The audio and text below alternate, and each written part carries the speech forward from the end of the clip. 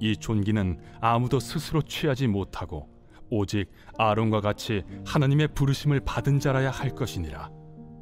또한 이와 같이 그리스도께서 대제사장 되심도 스스로 영광을 취하심이 아니요 오직 말씀하신 이가 그에게 이르시되 너는 내 아들이니 내가 오늘 너를 낳았다.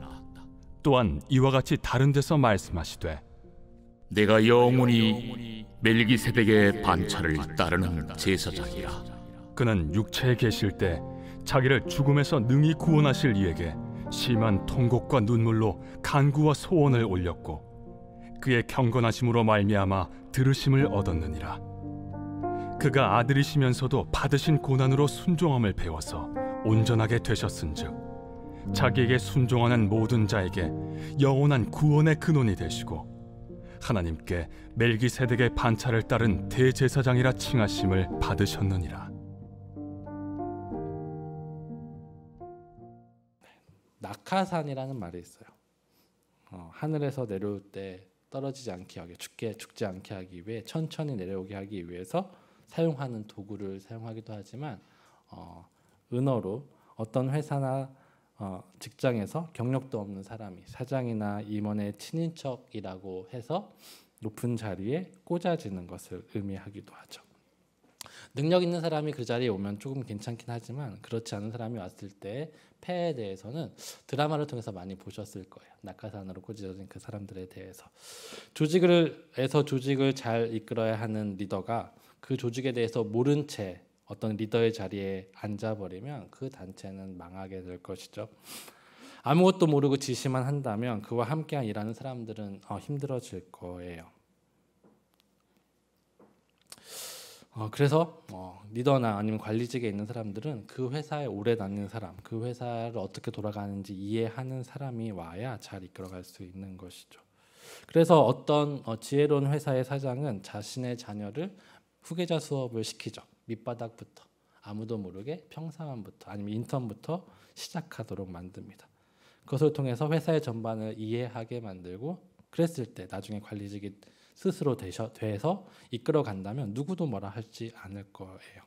제가 이 낙하산에서 말씀을 드리는 이유는 오늘 예수님에 대해서 이야기하면서 히브리서 기자는 예수님이 하나님에 의해서 꽂아졌지만 대제사장으로 꽂아졌지만 낙하산은 절대 아니다 라고 말하고 있기 때문이죠. 예수님은 우리의 대제사장이십니다. 대제사장은 1년에 한 번 모든 백성의 죄를 가지고 하나님께 나아가 속죄의 제사를 드리죠. 대제사장이 상징하는 것은 죄에 대한 중보자의 역할입니다.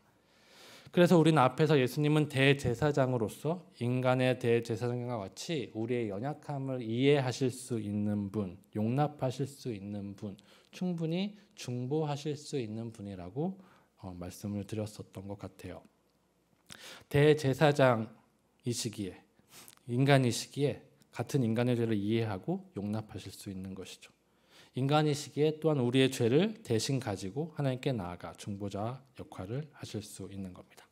그렇지만 죄는 없으시죠.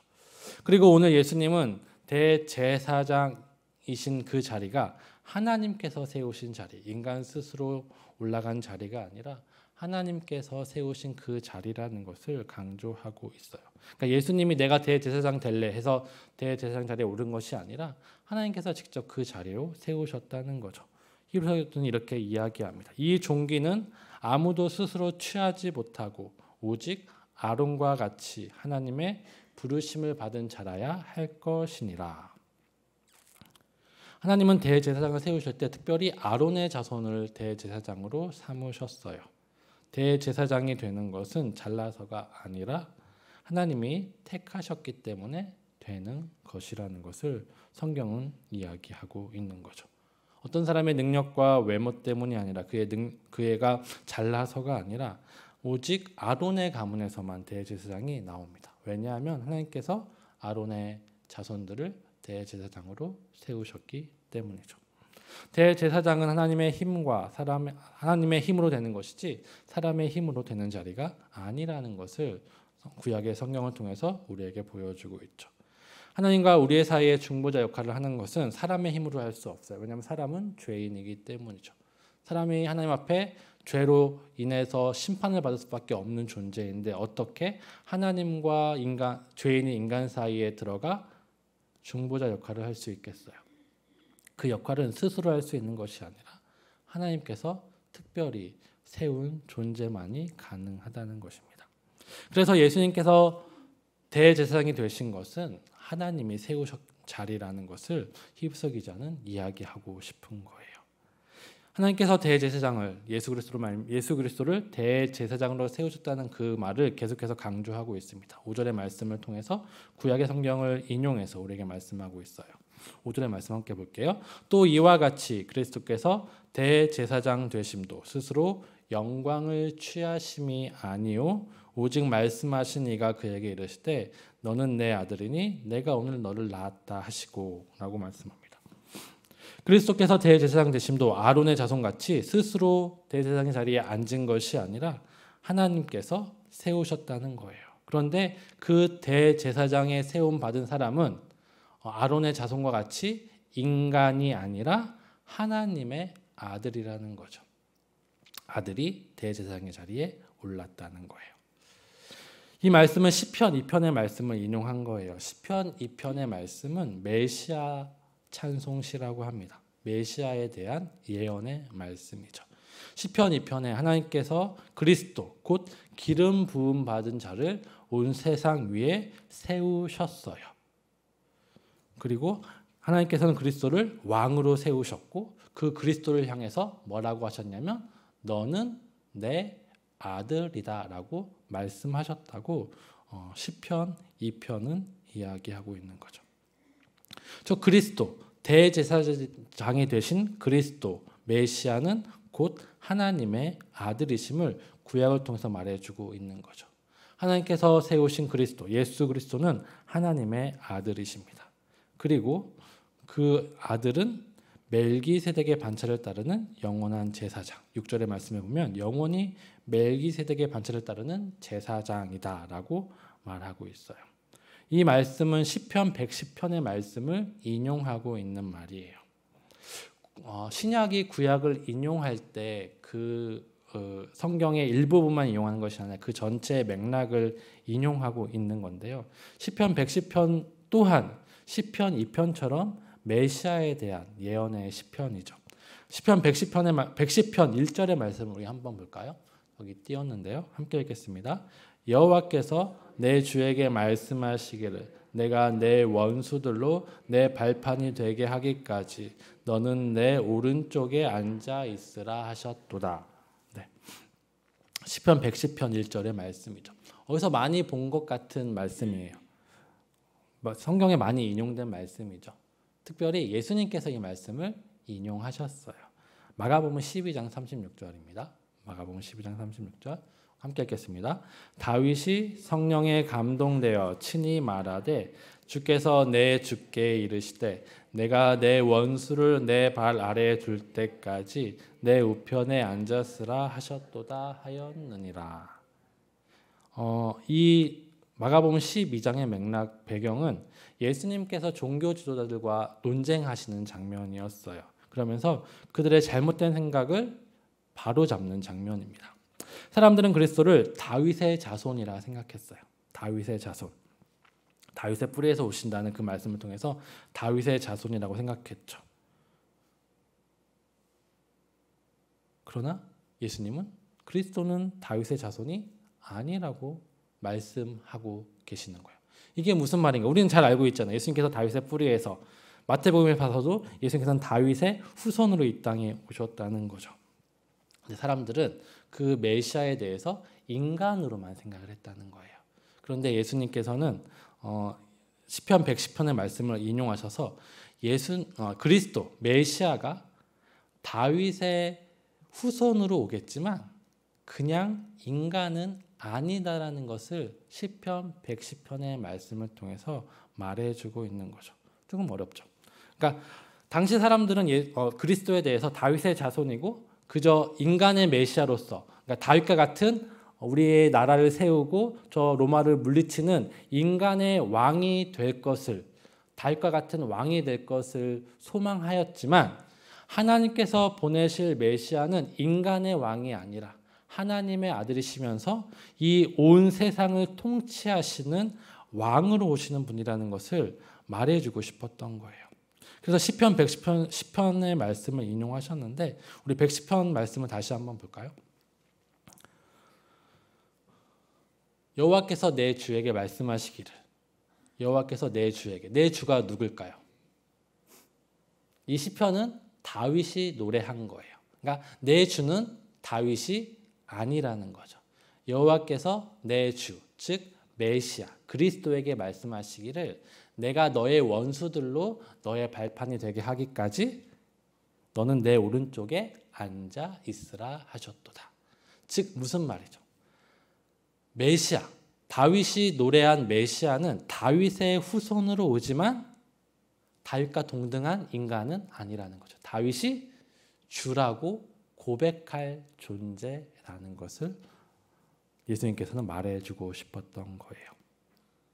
시편 110편에서 다윗은 여호와께서 내 주께 말씀하셨다. 그리스도를 향해서 내 주라고 말하고 있기 때문에 그리스도, 즉 메시아는 다윗의 자손으로 인간의 모습으로 나오겠지만 다윗의 후손, 자손이 아니라 하나님의 진정한 아들이시고 그 다윗조차도 주라고 부를 존재라는 것을 시편 110편은 말해주고 있는 거죠.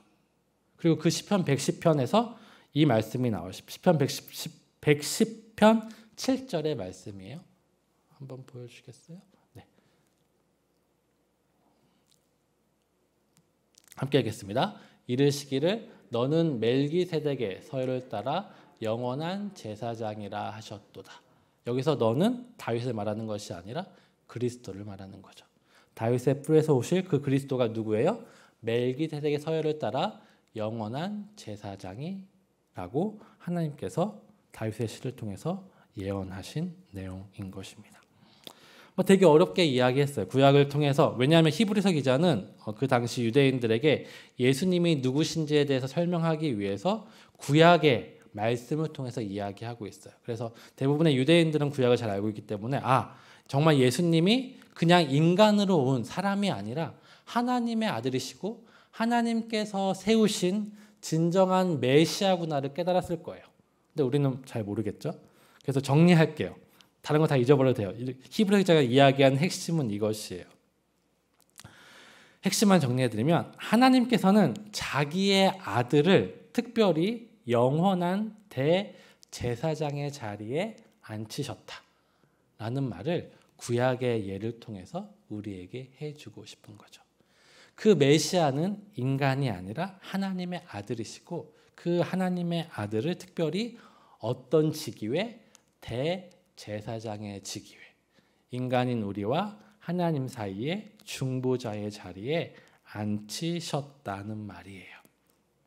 여기까지는 아까 말했던 낙하산처럼 보여요.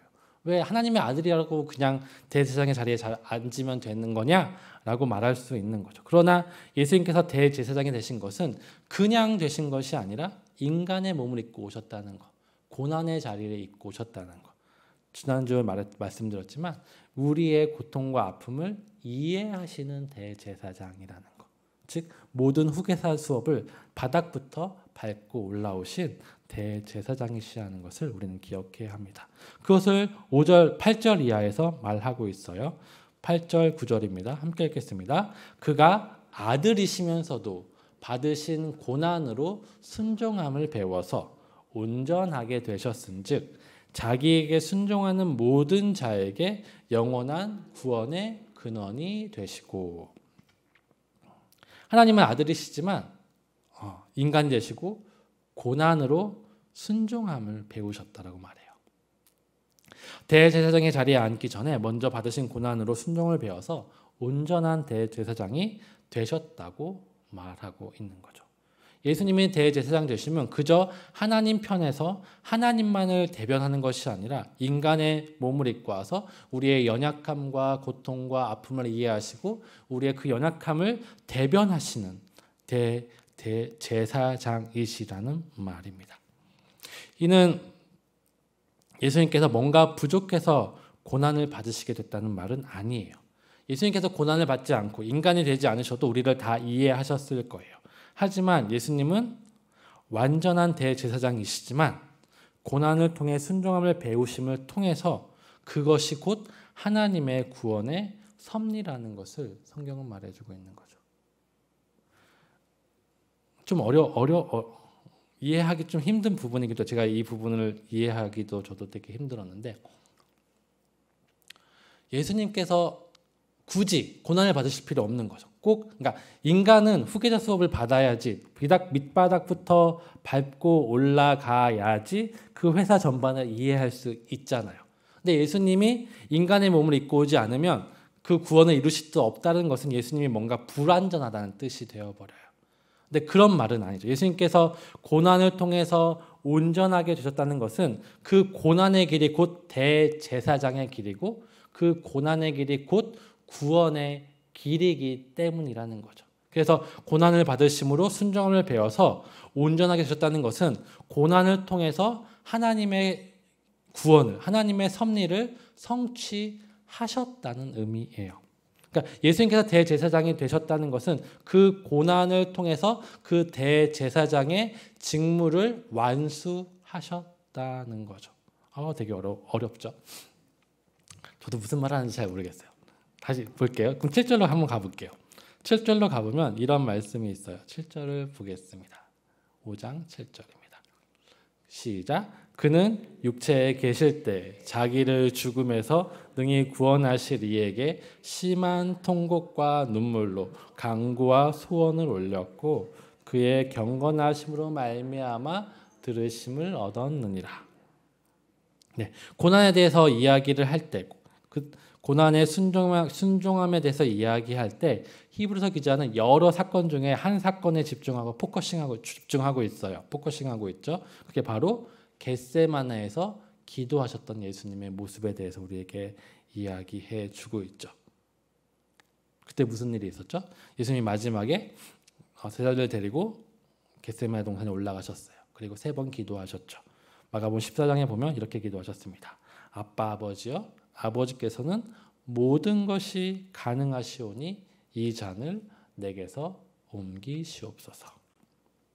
예수님께서 함께 기도하셨어요. 이 죽음을 피하게 해달라고, 이 십자가의 고난을 피하게 해달라고 기도하셨습니다.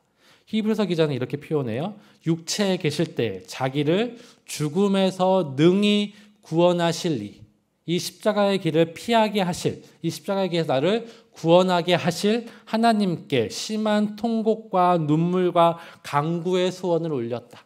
겟세마네에서의 그 이야기이죠. 예수님께서 정말 그 십자가의 길이 너무나 고통스럽고 고난의 길임을 아셨기 때문에, 고난의 그 자리라는 걸 아셨기 때문에 하나님께 간절히 기도했다는 거예요.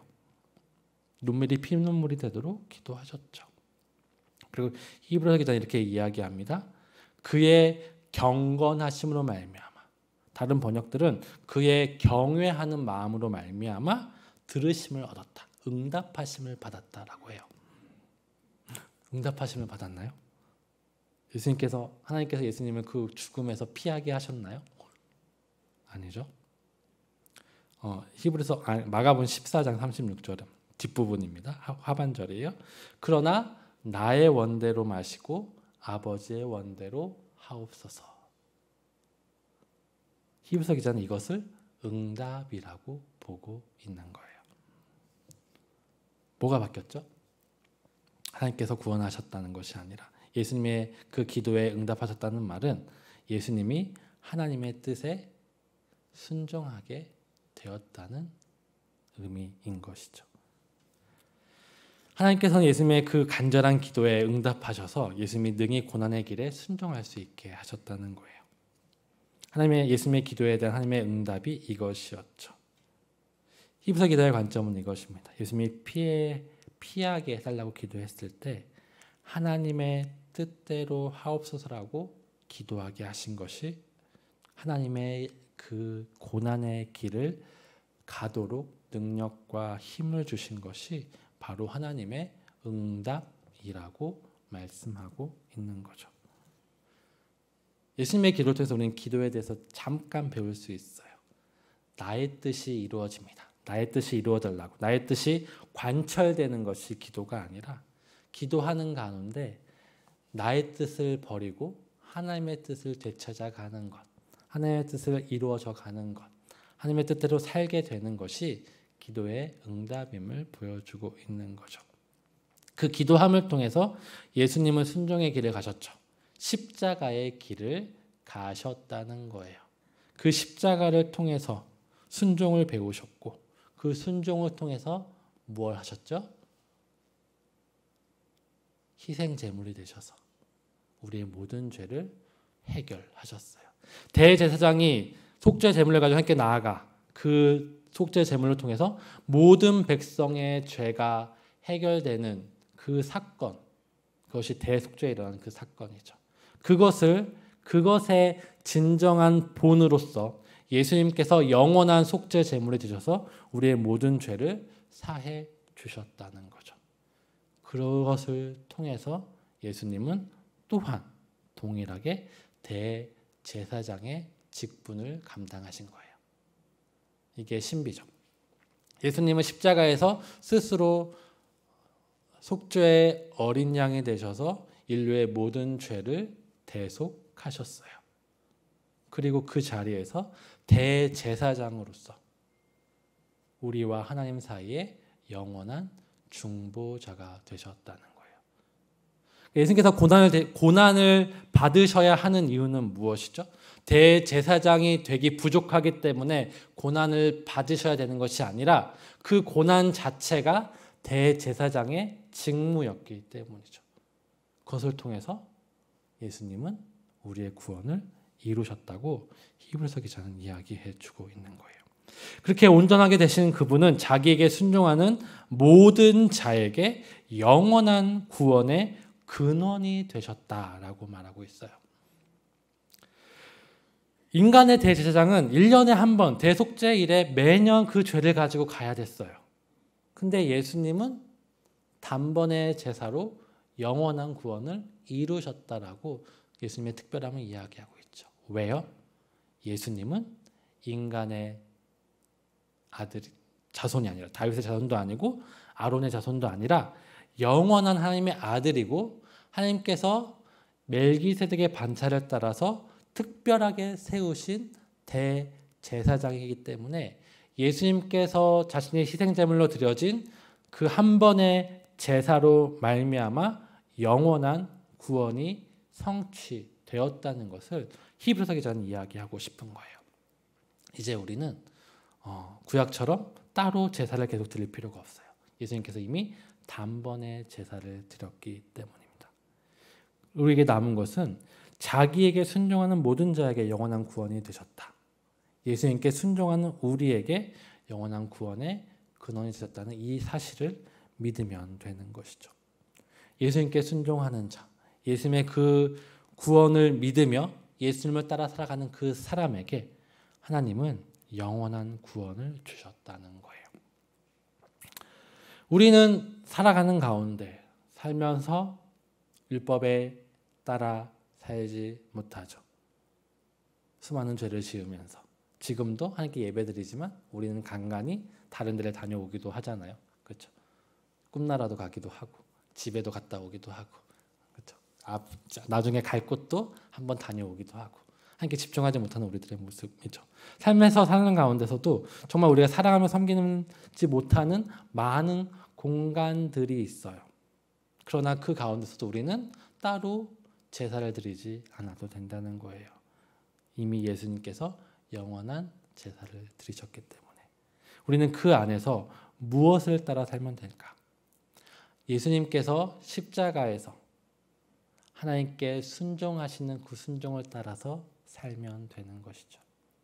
그것이 보여주는 것이 겟세마네에서의 기도인 것 같아요. 수많은 시간 동안 우리는 내 욕망대로, 내 힘대로, 내가 하고 싶은 대로 살려고 해요. 그리고 그렇게 살아가죠. 그럴 때마다 우리는 기억해야 될 것은 예수님의 순종인 거예요. 그때마다 우리는 뭘 해야 될까요? 그러기에 기도해야 되는 거죠. 그러기에 예배해야 하는 거예요. 내가 부족해서, 내가 연약해서 하나님께서 내 기도를 들어주시지 않을 것 같아요. 그럼 기도에 대해서 잘못 이해하는 거예요. 내가 연약하고 부족하기 때문에 이렇게 기도해야 되는 거죠. 그래야 내가 예수님처럼 순종의 길을 갈 수 있기 때문이에요. 우리는 너무 기도를 오해해요. 그렇죠? 내가 뭔가 완전하고 정직하고 진실하게 살아야 하나님께서 이제 네 모습을 보니까 내가 너에게 응답을 해줄 수 있을 것 같아 라고 생각하시죠, 다들. 그래서 내가 열심히 살아야 하나님께서 내 기도에 응답하실 것 같고 하나님께서 내 기도에 반응하실 것 같은 마음이 들잖아요. 안 그런가요? 그런 게 우리가 기도에 대해서 오해하는데 아니에요. 기도는 정반대죠. 우리가 그러지 못하기 때문에 하나님 앞에 온전하기 위해서 기도하는 거죠. 기도하는 가운데 우리는 온전함을 경험할 수 있고 그 순종함으로 말미암아 영원한 구원에 참여할 수 있는 것 같습니다. 예수님께서 이미 이루신 그 구원을 믿으면서 그 구원에 순종하는 여러분 되었으면 좋겠어요. 순종하지 못하기에 예배하고 순종하지 못하는 우리에게 기도하면서 우리의 삶이 조금씩 더 하나님을 닮아가는 우리의 삶이 되었으면 좋겠습니다. 나의 일상이 내가 살아가는 모든 삶의 그 자리가 기쁨이며 구원을 누리는 삶이 되었으면 좋겠습니다. 우리 함께 찬양하고 기도할게요.